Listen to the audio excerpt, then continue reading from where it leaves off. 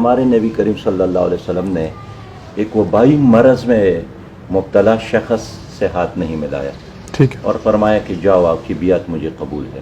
میری ٹوپی اٹھا کر میرے سر پر دوبارہ رکھا، ٹیڑھی رکھا، اور میری ماں نے پھر مجھے کہا کہ اب لوگ آپ کے پاؤں کی طرف نہیں دیکھیں گے، آپ کے سر کی طرف دیکھیں گے۔ کہ وہ ماں کی اس لفظ نے مجھے اتنا طاقت اور حوصلہ دیا کہ پھر بوٹ میں بھول گیا اور اپنی اس ٹیڑھی ٹوپی کو اپنے لیے ایک اعزاز سمجھا، اور آج کا دن اور وہ دن اپنی ماں کی محبت میں اس کے اس ادا کو میں نے اسی طرح اپنے سر پر سجایا ہے۔ ہمارے جیسے فٹ پاتی ہے کبھی کبھار آتے ہیں، ورنہ یوں لگتا ہے کہ قائد اعظم نے پاکستان کو مسلمانوں کے لیے بنایا تھا، لیکن عملی طور پر اب یہ جاگیرداروں کے لیے ہے، یا کرپٹ سرمایہ داروں کے لیے ہے، یا کمیشن خوروں کے لیے ہے۔ عشق ادب کا نام ہے کیفی، بس یہ بھی ادب میں شامل ہے، جس کی محبت دل میں ہو اس کی گلی میں جائے کم۔ جماعت اسلامی پاکستان کی بلا شبہ سب سے پرانی اور سب سے بڑی جماعت، آپ منظم جماعت کہہ سکتے ہیں۔ میرے ساتھ اس وقت امیر جماعت اسلامی پاکستان سینیٹر سراج الحق صاحب موجود ہیں۔ سراج صاحب، آپ کے وقت کا بہت شکریہ۔ لوگ جماعت اسلامی اور آپ کے بارے میں بڑی مختلف سوچتے ہیں۔ وہ سوچتے ہیں کہ آپ پتہ نہیں دنیا سے کٹے ہوئے لوگ ہیں۔ آپ اپنے دن کا آغاز کس طرح کرتے ہیں؟ بسم اللہ الرحمن الرحیم۔ ایک مسلمان کی حیثیت سے اذان سنتے ہی اٹھنا پڑتا ہے، اور سب سے پہلا کام تو یہی ہے کہ وضو بنا کر مسجد کی طرف جانا ہوتا ہے، اس لیے کہ وہاں سے جو حی علی الصلاۃ حی علی الفلاح کی صدا ہے وہ تو مسلمانوں کے لیے ہمارے لیے ہے۔ تو سراج الحق صاحب، امیر جماعت اسلامی پاکستان، ناشتہ کیا کرتے ہیں؟ ناشتہ تو ایسا ہے کہ ایک تو ہم ہمیشہ مومنٹ میں ہوتے ہیں، عمومی طور پر فجر کے بعد سفر کا آغاز کرتے ہیں، کبھی اس سے پہلے بھی روانہ ہو جاتے ہیں۔ تو ایک تو جہاں وقت ہو جائے ادھر ہی ناشتہ کرتے ہیں، لیکن جب گھر پہ ہو تو خوشی ہوتی ہے کہ اپنے بچوں کے ساتھ مل کر ناشتہ کرتے ہیں۔ لیکن زیادہ تر مہمان آتے ہیں تو ناشتے کا وقت ان کو دے دیتے ہیں، تو اس وقت ملاقات بھی ہوتی ہے، میٹنگ بھی ہوتی ہے۔ تو اسی طرح کوئی ایک لگا بندہ طریقہ نہیں ہے، ہر دن کا اپنا ایک ناشتہ، اور ناشتے میں نئے نئے شرکا ہوتے ہیں۔ لیکن بہرحال زیادہ تر کبھی کبھار پنجاب، خاص کر جنوبی پنجاب کی طرف جب جاتا ہوں، اور سڑک کے کنارے جو ہوٹل ہوتے ہیں جس میں بڑے بڑے چارپائیاں ہوتی ہیں اور مٹکے کا پانی ہوتا ہے، اور ایک پنجابی سٹائل کا، بالکل ایک دیہاتی سٹائل کا وہ سارا نظام ہوتا ہے، اس سے ایک رشتہ قائم ہو جاتا ہے اپنے ماضی کے ساتھ، اپنے پرانے کلچر کے ساتھ۔ تو اس میں ناشتے کے علاوہ انسان کو جو ایک روحانی خوشی ہوتی ہے نا جی، اور خاص کر ان لوگوں کے ساتھ جو انٹریکشن ہوتا ہے، اپنے نام بتاتے ہیں پنجابی لہجے میں، اور پھر جب میں ان سے ان کے والد کا نام پوچھتا ہوں تو خوش ہوتے ہیں، ان کے چہرے پر فوری طور پر مسکراہٹ آ جاتی ہے کہ اچھا اس کو میرے والد صاحب کے ساتھ بھی دلچسپی ہے، میرے گھر کے بارے میں پوچھتا ہے۔ میں جب پھر پوچھتا ہوں کہ آپ شادی شدہ ہے تو اسی طرح ہو جاتا ہے جس طرح واقعی ان کی شادی ہونے والی ہو۔ تو بہرحال یہ میرا ایک روٹین ہے، ایک عرصے سے کہ ہمیشہ گھومتا پھرتا رہا ہوں اپنے ملک میں۔ جب میں طالب علم تھا اس زمانے میں بھی، پھر جب جماعت میں آیا تو اب بھی۔ سراج صاحب، آپ کی کس عمر میں شادی ہوئی ہے؟ میری شادی تو اسلامی جمعیت طلبہ سے میں فارغ ہو گیا، پنجاب یونیورسٹی میں پڑھا ہوں، اور اس کے بعد یہ 1991 میں میری شادی ہوئی، اس کے آخری مہینے میں۔ کتنے بچے ہیں آپ کے؟ اس وقت 4 میری بچیاں ہیں اور 3 میرے لڑکے ہیں۔ تو آپ کی اولاد میں سے بھی کوئی آگے سے سیاست کی طرف دلچسپی رکھتا ہے، آنا چاہتا ہے؟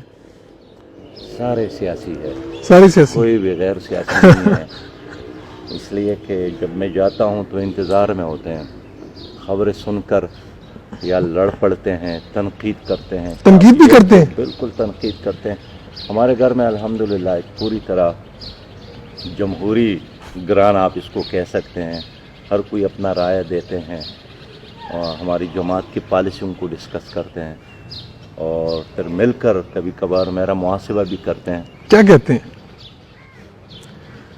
دیکھیے جو چھوٹے بچے ہوتے ہیں وہ اپنے ذہن کے مطابق بات کرتے ہیں، جو گھر میں اہلیہ ہے وہ اپنے سوچ کے مطابق بات کرتی ہے، لیکن اس سے مجھے بڑا فائدہ ہوتا ہے. میں ایک 6 سال کے لوگوں کی سائیکی کو بھی سمجھنے کا موقع ملتا ہے. ایک 18 اور 19 سال کے جوان کی سوچ کے بارے میں مجھے معلومات ملتے ہیں، اور ایک 41 اور 42 سال کی عورت کے حوالے سے بھی مجھے جاننے کا موقع ملتا ہے کہ وہ کیا سوچتی ہے، بچے کیا سوچتے ہیں. تو اس لیے کہ اس کا فائدہ یہی ہے کہ ایک تنظیمی اور جماعت کے ماحول سے باہر لوگوں کی جو خبریں ہیں، جو احساسات ہیں، وہ مجھے براہ راست پہنچ رہے ہیں اور بغیر کسی فلٹر کے پہنچ رہے ہیں. اچھا سراج صاحب تھوڑا سا چلتے بھی ہیں. سراج صاحب آپ کی زندگی کے بارے میں نا، جب آپ امیر جماعت اسلامی بنے تو بڑے واقعات آئے کہ آپ وہاں پر بکریاں پالتے تھے، آپ کے واقعات آئے کہ آپ کی پاؤں میں جوتی جو تھی وہ بھی ٹوٹی ہوئی تھی. اس طرح کی کوئی باتیں آئیں. ماں والا بھی ایک واقعہ آیا کہ انہوں نے کہا کہ یہ جو آپ کی ٹوپی کا خاص سٹائل ہے، یہ انہوں نے کوئی واقعہ، کوئی ایسی سچائی ہے اس میں؟ کیا واقعہ ہے یہ؟ مجھے تو اندازہ نہیں تھا کہ یہ ہمارے معاشرے کے لیے کوئی نئی بات ہے. تو میں نے تو ایسے روٹین میں ایک دوست کو بتایا اور چلتے چلتے وہ بات عام لوگوں تک پہنچی. واقعہ وہ ہمارے لوگ سننا چاہیں گے، وہ کیا میں ایگزیکٹلی؟ یہی عرض کرنا چاہتا ہوں کہ ہمارا جو گھر ہے وہ آپ کے اینکرز حضرات میں سہیل وڑائچ کو یہ یعنی کریڈٹ ملتا ہے کہ وہ بڑے مشکل میں میرے ساتھ وہاں پہنچے تھے. اور بعض اوقات تو وہ چونکہ صحت کے لحاظ سے ذرا باری ہے اور چلنا اس کے لیے مشکل ہوتا تھا، تو جب 2 آدمی اس کو پکڑ کر چڑھانے اور اوپر لے جانے کی کوشش کرتے تھے تو پھر مجھے احساس ہوتا تھا کہ شاید میں نے اس پر کوئی زیادہ بوجھ ڈالا ہے اپنے گھر لانے میں. لیکن بہرحال وہ میرے پاس گئے اور 1 دن کے بجائے 3 دن میرے ساتھ ٹھہرے تھے. تو میں یہ عرض کرنا چاہتا تھا کہ بنیادی طور پر ایک دیہاتی ماحول ہے جہاں سے اسکول بہت دور تھا اور پورے علاقے میں ایک ہی پرائمری اسکول تھا. تو سردی کا زمانہ تھا اور برف باری ہوئی تھی. اس صبح میں نے جانے سے انکار کیا تھا اور اپنی والدہ کو کہا کہ جب تک آپ مجھے بوٹ نہ دیں میں بغیر بوٹ کے آج نہیں جاؤں گا. اور شاید اس سے پہلے کبھی ہم نے اس کو یوز نہیں، یعنی سوچا ہی نہیں کہ بوٹ پہن کر جانا ہے، بوٹ کے بغیر جانا مشکل ہے. لیکن بہرحال پٹھے پرانے بوٹ میں زیادہ سفر کرنا مشکل ہوتا ہے. تو میری ماں نے تو مجھے سمجھانے کی بڑی کوشش کی، لیکن میں بضد تھا کہ میں آج بالکل نہیں جاؤں گا اس لیے کہ برف باری ہوئی ہے. تو ایسے میں اس نے میری ٹوپی اٹھا کر میرے سر پر دوبارہ رکھا، ٹیڑھی رکھا، اور میری ماں نے پھر مجھے کہا کہ اب لوگ آپ کے پاؤں کی طرف نہیں دیکھیں گے، آپ کے سر کی طرف دیکھیں گے. اور میں خود بھی حیران ہوں کہ میں کیسے ان کی اس دلیل کو قبول کر کے بغیر کسی ضد کے اپنے اسکول کی طرف گیا. وہی بوٹ پہن کے، وہی پرانے جوتے ہاں پہن کے؟ بالکل. مجھے یاد ہے اس دن تو پھر میں ایسے ہی چلا گیا اور پھر مجھے احساس ہی نہیں ہوا کہ وہ ماں کی اس لفظ نے مجھے اتنا طاقت اور حوصلہ دیا کہ پھر بوٹ میں بھول گیا اور اپنی اس ٹیڑھی ٹوپی کو اپنے لیے ایک اعزاز سمجھا. اور آج کا دن اور وہ دن اپنی ماں کی محبت میں اس کے اس ادا کو میں نے اسی طرح اپنے سر پر سجایا ہے. ماشاءاللہ.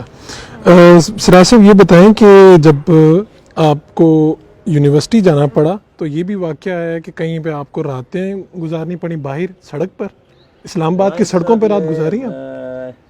یہ پہلی رات ہے میری. اچھا. اسلامی یونیورسٹی اسلام آباد کا اس کا ایک نام تھا اور ایک حسرت تھی کہ میں اس میں داخلہ لے لوں. تو جس دن میں اسلامی یونیورسٹی پہنچا، ڈاکومنٹ جمع کیے، انہوں نے وصول کرنے کا وہ سلپ بھی مجھے دیا، اپنے جیب میں رکھا. لیکن ظاہر ہے ان دنوں اور وقت یہ ٹریفک نہیں ہوتی تھی. میں نے ہوٹل میں رات گزارنے کا فیصلہ کیا. تو خوبصورت ہوٹل تھی، لیکن جب میں وہاں ریسیپشن پر گیا ایک ہوٹل میں پوچھا رات کے کرایہ کا, دوسرے میں پوچھا, تیسرے میں پوچھا, میں بہت حیران ہو گیا. اور ایسے میں پھر عشاء کا وقت آیا تو میں نے پھر فیصلہ کیا کہ یہ رات ادھر ہی گزارنی ہے, اب جانے کا کوئی راستہ بھی نہیں ہے. تو پھر جو بازار میں قصائی کا دکان تھا اس کا تڑا تھا, تو اسی پر پھر میں لیٹ گیا, اور پٹھانوں کا جو روایتی چادر ہے وہ میرے ساتھ تھا, وہ اپنے اوپر ڈالا بڑے اطمینان کے ساتھ. بس ہوا ہے کہ رات کے وقت وہاں پولیس والے آ گئے, انہوں نے مجھے ڈسٹرب کیا, انہوں نے مجھے جگایا کہ کیا کرتے ہیں کیا نہیں کرتے ہیں. میں نے کہا جی میں اسٹوڈنٹ ہوں, یہاں داخلے کے لیے آیا. ان کو یقین نہیں ہوا, لیکن فوری طور پر میں نے میٹرک کا سرٹیفکیٹ اور ایف اے کا اور ڈومیسائل اور وہ جو سلپ ملا تھا مجھے یونیورسٹی کی طرف سے وہ پیش کیے, تو ان کو یقین آیا. اور پھر اس نے پنجابی میں کوئی لفظ کہا جس کا مطلب یہی تھا کہ بس سو جاؤ, اور اس نے پھر مجھے وہاں رہنے دیا. اچھا یہ سراج صاحب یہ بتائیں کہ منسٹرز رہے, سینئر منسٹر رہے اور آپ سینیٹر ہیں, آپ گراس روٹ لیول سے جسے کہہ سکتے ہیں, ہم نے خود دیکھا ہے کہ یہی ہوتی ہے گراس روٹ لیول, کیا سوچتے ہیں کہ پاکستان میں کتنا مشکل ہے لوئر مڈل کلاس طبقے کا سیاست میں آنا؟ مشکل نہیں ہے, ناممکن ہے. یہ تو ہمارے جیسے فٹ پاتی ہے کبھی کبھار آتے ہیں, ورنہ یوں لگتا ہے کہ قائد اعظم نے پاکستان کو مسلمانوں کے لیے بنایا تھا, لیکن عملی طور پر اب یہ جاگیرداروں کے لیے ہے, یا کرپٹ سرمایہ داروں کے لیے ہے, یا کمیشن خوروں کے لیے ہے. اور یہاں بس غریب کے گھر غریب اگتے ہیں, اور سرمایہ دار اور جاگیرداروں کے گھر ویسی شہزادی اگتے ہیں. تو اس لیے اس نظام میں عام آدمی کے لیے سوائے ووٹ دینے کا کہ جاگیرداروں کو ووٹ دے, سپورٹ دے, کندھوں پر اٹھائیں, نعرے ان کے لیے لگائیں, اور کوئی کام ہی نہیں ہے. یہ تو میں جماعت اسلامی جیسی تنظیم کو سلام بھی اس لیے پیش کرتا ہوں کہ یہاں وہ نظام نہیں ہے جو پوری ملک کی سیاست پر اس وقت غالب ہے, اور یہ ایک کلب ہے. تو یہاں جو جمہوریت ہے نا جی, وہ عوام کے لیے نہیں ہے, بلکہ پوری دنیا میں شاید یہی ہے. اب ہاؤس آف لارڈس کو دیکھیں, اب ٹونی بلیئر کو بھی دیکھے, اور ٹرمپ کو بھی دیکھے, چرچل کو بھی دیکھے, سارے بلینئر تھے. تو میں سمجھتا ہوں کہ ایک عام آدمی کو سیاست میں آنے کا موقع وہ صرف اس جمہوریت میں ہے جو اسلام نے ہمیں دی ہے. باقی جو یہ جو کہتے ہیں کہ گورنمنٹ آف دا پیپل اور بائی دا پیپلز اور فار دا پیپلز, یہ ایسا نہیں ہے. یہ ہے سرمایہ داروں کی حکومت, سرمایہ داروں کے لیے. باقی عام لوگوں, آپ دیکھیں نا, آپ کے باقی دنیا کو اگر ہم نہیں بھی چلتے ہیں, پاکستان کی بات کرتے ہیں, ان بڑی پارٹیوں کا نام لے, وراثت کی بنیاد پر چلتی ہے. اب جو شہزادہ سامنے آتا ہے ان کی صلاحیت بھی نہیں ہوتی, وہ اس لیے ہے کہ فلاں کا بیٹا ہے. لہٰذا اس سیاسی نظام سے غریب آدمی کو یہی وجہ ہے کہ کچھ نہیں ملتا ہے. مزید سراج الحق پیدا نہیں ہو سکتے اس معاشرے میں؟ میرے خیال میں جب تک ایک شعور عام نہ ہو, جب تک ایک بیداری پیدا نہ ہو, تعلیم عام نہ ہو, اور ڈسکشن عام نہ ہو, اور میں جن سوالات کو اٹھاتا ہوں اس پر عام آدمی سوچنا شروع نہ کرے, تو تبدیلی آئے گی, لیکن وقت لگے گا. تو سراج الحق صاحب یہ بتائیے کہ آپ کے بڑے قصے عام رہے ہیں کہ آپ جب وزیر بھی تھے تو آپ بسوں میں سفر کرتے تھے, تو ابھی میں نے ایک خبر پڑھی کہ آپ کے پاس تو اپنی کار بھی نہیں ہے, یہ بات ٹھیک ہے؟ میرے ساتھ کار بھی نہیں ہے اور اس کی ضرورت بھی نہیں ہے. اچھا. اور اس لیے کہ میں نے اکنامکس جب ہم پڑھ رہے تھے جی, اس میں یہی ہے کہ کبھی کبھار کار لائبلٹی بھی ہوتی ہے. ہاں جی, تو اس لیے جماعت اسلامی کے امیر کی حیثیت سے تنظیم نے مجھے گاڑی دی ہے, وہ استعمال کرتے ہیں. وہ استعمال کرتا ہوں, اور کبھی بھی مجھے اب تک احساس بھی نہیں ہوا ہے کہ اپنی گاڑی رکھنی چاہیے. اور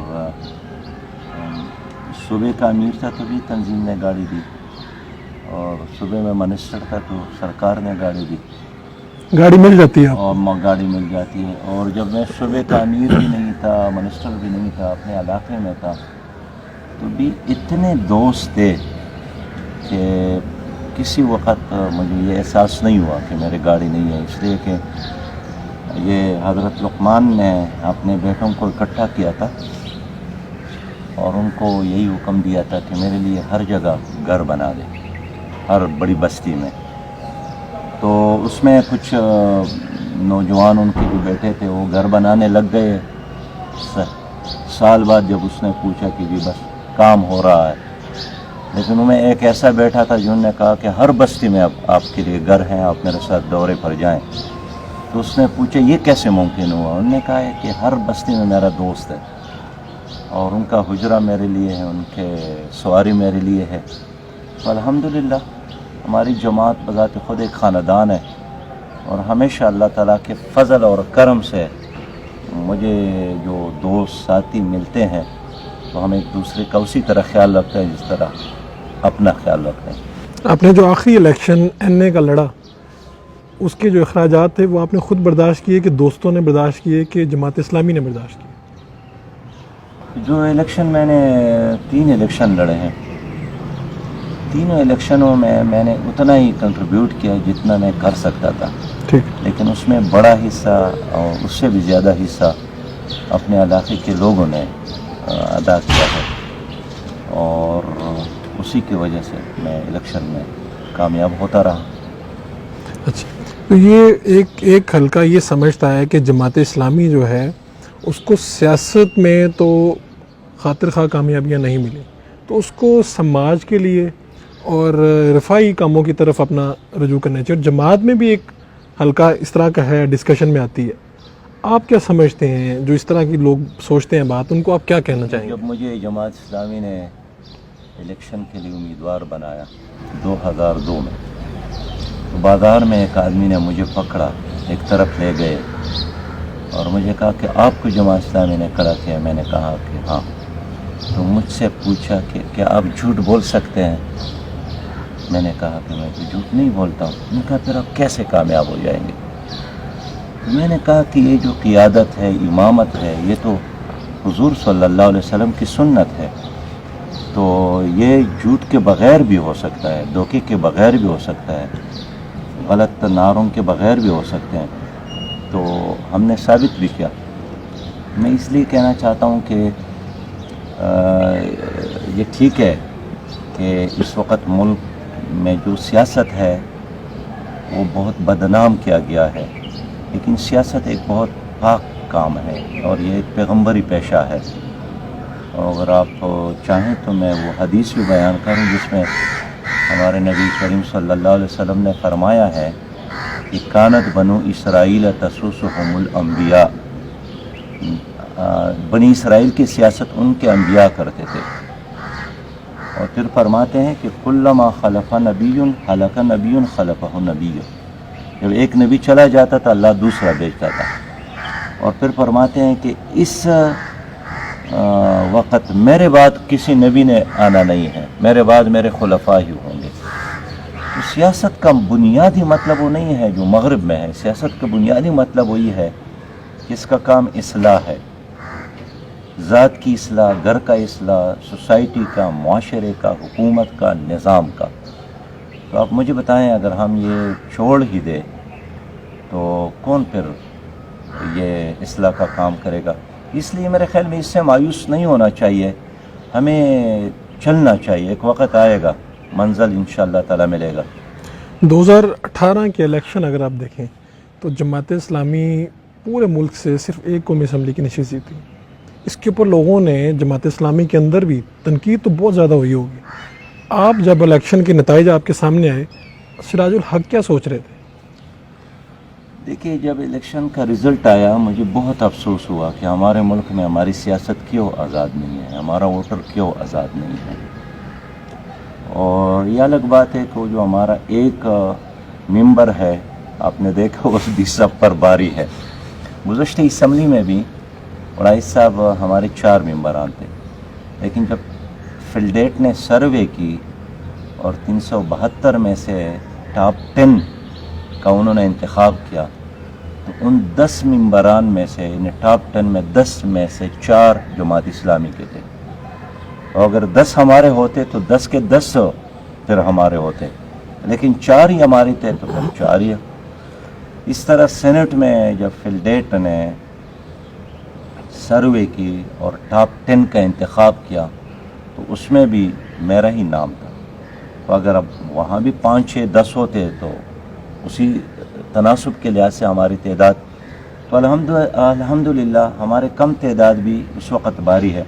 لیکن 2018 کے الیکشن سچی بات یہ ہے کہ الیکشن نہیں تھا، ایک سلیکشن تھا، اور عوام کو ویسے قطاروں میں لا کر کھڑا کیا گیا اور ان کے جیبوں میں شناختی کارڈ ویسے رکھنے کا ایک ایکسرسائز کیا گیا، لیکن پہلے سے نتائج طے شدہ تھے، تقسیم ہو گئے تھے۔ آپ کو بھی معلوم تھے نتائج؟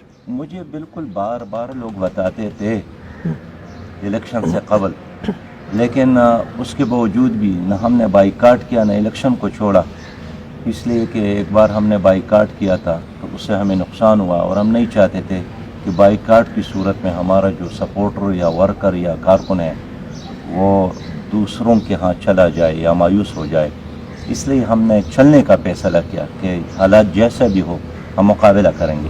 عمران خان صاحب کی جو قربت ہے وہ آپ کے ساتھ رہی ہے، تو وزیر اعظم بننے کے بعد میں کیا تبدیلی آئی ہے اور اس سے پہلے کا عمران خان کیا تھا؟ دیکھیے، وزیر اعظم بننے سے قبل اس کو وفاقی حکومت چونکہ نہیں ملی تھی، تو لوگ بھی یہی خیال کرتے تھے کہ وہ جو دعوے کرتے تھے یا اعلانات کرتے ہیں شاید وہ ایسے ہی ہوں گے، لیکن جیسے اس کو موقع ملا تو انہوں نے بھی وہی راستہ اختیار کیا جو پرویز مشرف کا تھا، جو آصف علی زرداری صاحب کا، جو نواز شریف صاحب کا، اور اسی نظام کا ایک تسلسل ثابت ہو رہے ہیں۔ لیکن نعرے، اعلانات، سبز باغات وہ دکھائیں لوگوں کو، اور ایک حلقے کو انہوں نے قائل بھی کیا، لیکن بہرحال پہلے والے عمران خان جو صرف نعرے اور اعلانات اور تقریریں کرتے تھے، اور بعد والے عمران خان میں بہت بڑا فرق سامنے آیا۔ ایسا نہیں لگتا کہ جماعت اسلامی پاناما کو لے کے عدالت تک جاتی ہے اور کھیر بناتی ہے اور کھیر تحریک انصاف کھا جاتی ہے؟ ایسا ہوا ہے؟ ایسا تو ہوا ہے، اس لیے کہ کرپشن کے خلاف سب سے پہلی آواز جماعت اسلامی نے اٹھائی، بلکہ سہیل وڑائچ صاحب میں عرض کروں کہ سب سے پہلے 1996 میں قاضی حسین احمد صاحب نے دھرنا دیا تھا کرپشن کے خلاف، اور یہ نعرہ ہی اس نے اٹھایا تھا۔ لیکن پھر جب ہم نے پاناما لیکس کے خلاف احتجاج کیا، کرپشن کے خلاف مہم چلانے کا فیصلہ کیا، تو ہمارا میگا فون چھوٹا تھا اور ان کا لاؤڈ سپیکر بہت بڑا تھا، اس لیے کہ ریاست کے اداروں نے ان کا پوری طرح ساتھ دیا، اور نواز شریف صاحب کی اہلی کے بعد پھر ہم نے وہ پٹیشن جمع کیا کہ پاناما لیکس کے جو 436 لوگ تھے ان کو تو ابھی تک عدالت نے بلایا ہی نہیں، نہ کسی کو سمن کیا۔ تو اس کے بعد سپریم کورٹ اور حکومت اور تمام اداروں نے بڑی خاموشی اختیار کی، اور ہمارا وہ جو پٹیشن ہے پاناما لیکس کے حوالے سے وہ اب بھی عدالت کے کسی میز پہ پڑا ہے۔ سراج صاحب، ایسا تو نہیں کہ جماعت اسلامی کہیں استعمال ہو گئی، ٹارگٹ نواز شریف تھا، آپ گئے عدالت، نواز شریف فارغ ہو گیا، باقی 400 450 افراد کا کچھ بھی نہیں ہوا؟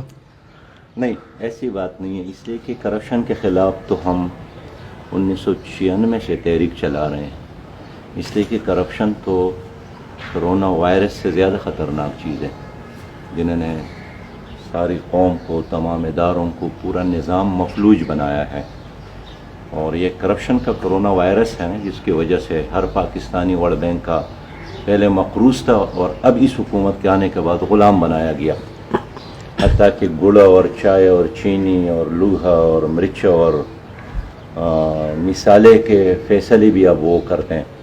لیکن ہوا یہ کہ جب پاناما لیک سامنے آیا اس پہ عمران خان نے اعلان کیا کہ میں اسلام آباد کو لاک ڈاؤن کروں گا. ہم شہروں کو لاک ڈاؤن کے حق میں نہیں تھے اور ہم عدالت میں گئے. ہم نے عدالت میں جانے کا فیصلہ کیا. تو جب ہم عدالت میں گئے اور وہاں اپنا کیس جمع کیا تو ہمارے بعد پی ٹی آئی عدالت میں آ گئی، اپنے ٹیم کے ساتھ آ گئی. اور پھر ہم عدالت میں وہ بھی آتے تھے. 111 دن میں عدالت میں گیا. لیکن ظاہر ہے جو ہمارا بیانیہ تھا اس سے مختلف تھا. ہمارا بیانیہ کرپشن کے خلاف تھا. 436 ان لوگوں کے خلاف تھا جو پاناما لیکس میں انوالو تھے، اور ان کا جو فوکس تھا وہ صرف نواز شریف کی ذات پر تھا. لیکن مجھے افسوس ہے کہ نواز شریف کے اہلی کے بعد پھر عدالت عظمیٰ نے اس کیس کو نہیں اٹھایا. ظاہر ہے آپ عدالت کے خلاف احتجاج نہیں کر سکتے ہیں. آپ کا وکیل اگر کیس جمع کر لے تو اس کے بعد تو آپ نے ان کی طرف دیکھنا ہے. لیکن کرپشن کے خلاف اپنی مومنٹ، اپنی مہم ہم اب بھی چلا رہے ہیں اور ہمیشہ اس پہ بات کر رہے ہیں. میں نے سینٹ میں جتنی تقاریر کی اس میں یہی بات ہوتی ہے کہ 436 پاناما لیکس میں جو لوگ انوالو ہیں ان کے خلاف کیوں کام نہیں ہو رہا ہے. عدالتوں سے، جلسوں میں، جلوسوں میں، ریلیوں میں ہمیشہ ہم یہی بات کرتے ہیں. اچھا سراج صاحب، منسٹرز رہے، کے پی میں سیاست کی، وہاں سے آغاز کیا. دوسری پارٹیوں والوں نے بھی تو تب کہا ہوگا کہ ہماری پارٹی میں آ جائیں. کوئی آفر ہوئی تھی؟ دیکھیے، جب میں یونیورسٹی سے فارغ ہو گیا تو جماعت اسلامی میں جب ابھی میں کوئی ذمہ دار نہیں تھا تو کچھ لوگ آئے تھے میرے والد صاحب سے ملنے. لیکن میرے والد صاحب مجھ پر اعتماد رکھتے تھے اور اس نے مجھے قریب سے دیکھا، ظاہر ہے ایک بیٹے ہونے کے ناطے. لیکن میرے سیاست، میرے نظریات کو بھی دیکھا. انہوں نے کہا کہ وہ اپنے لیے فیصلہ خود ہی بہتر کر سکتا ہے، اس لیے اس نے مجھ پر کوئی دباؤ کبھی نہیں ڈالا کہ ادھر جائیں ادھر جائیں. اس لیے کہ 8ویں کلاس سے بالکل میرے ایک منزل متعین تھی. مجھے کوئی تردد، کوئی شک نہیں تھا کہ پاکستان میں ایک فلاحی اسلامی ریاست کون قائم کر سکتی ہے. تو میں نے پیپل پارٹی کو قریب سے دیکھا ہے، بھٹو صاحب کو بارہا سنا ہے جب میں طالب علم تھا، ان کی جلسوں میں گیا ہوں، باقی لوگوں کو بھی سنا ہے. لیکن مجھ کو ایمان اور یقین ہے کہ جو راستہ اس ملک میں فلاحی ریاست کے لیے جماعت اسلامی نے طے کیا ہے وہ بہترین ہے. اور یہی وجہ ہے کہ اس کے بغیر جتنے لوگ آتے ہیں ناکامی کے ساتھ چلے جاتے ہیں. اور پاکستان جب تک ایک فلاحی اسلامی ریاست نہیں بنتی، عوام کامیاب بھی نہیں ہوتے. تو وزیر مشیر جب بندہ بنتا ہے تو رشوت وغیرہ کی بھی آفر آتی ہیں. آپ کو میکسیمم کتنی رشوت کی آفر ہوئی اور کیا کیا آپ نے؟ یہ تو ہوتا رہتا ہے. اب دیکھیے، ایک بار میں نے کچھ اسمگلر پکڑے تھے تو انہوں نے پہلے مرحلے میں تو جتنے میرے پشاور کے، لاہور کے، کراچی کے دوست تھے ان کے ذریعے سفارش کروائی. اس سے بات نہیں چلی تو پھر وہ گئے اور انہوں نے میرے ضعیف والد صاحب کو گاؤں سے اٹھا کر پشاور لے آئے. لیکن اس سے بھی جب بات نہیں بنی تو انہوں نے ہمیں پیشکش کی نتیا گلی میں بہت خوبصورت جگہ پر گھر کا مکان دینے کا. جب اس سے بھی بات نہیں بنی تو پھر یہ بات بھی سامنے آئی کہ بھئی یہ آپ کو اگر ہم اتنے بڑے اماؤنٹ دیتے ہیں تو یہ مناسب نہیں ہے کہ کسی کو 5-10 لاکھ روپے دے کر آپ کا حصہ ہی تمام کیا جائے. میں ہنستا رہا، مسکراتا رہا، لیکن میں نے طے کیا تھا کہ میں کبھی بھی ان کے دباؤ میں بھی نہیں آؤں گا، ان کے لالچ میں بھی نہیں آؤں گا. تو یہ تو وہاں معمول ہوتا ہے. ایک بار ہمارے ایک خیبر ایجنسی کے آدمی آئے تو انہوں نے مجھ سے پوچھا کہ آپ کے لیے کتنے کپڑے کی ضرورت ہے. تو میں نے ویسے ان سے پوچھا کہ کیا آپ میرے لیے کوئی کفن تجویز کرتے ہیں؟ انہوں نے کہا کہ نہیں، میں ایک خوبصورت کپڑا آپ کو پیش کرنا چاہتا ہوں. تو کتنے سے آپ کے کپڑے بنتے ہیں؟ میں نے ان کا شکریہ ادا کیا. تو اس طرح ہوتا رہتا ہے. لیکن سچی بات یہ ہے کہ وزارت کے دوران جو میرے ساتھ سٹاف تھا، خاص کر میرا جو پی ایس تھا جس کا نام خلیل تھا، جس کا دوسرا تھا حبیب رسول تھا، تو میں اس کو خراج تحسین پیش کرتا ہوں، اس لیے کہ یہی لوگ ہوتے ہیں جو وزراء کو بیچتے ہیں، ان کے دستخطوں کو استعمال کرتے ہیں.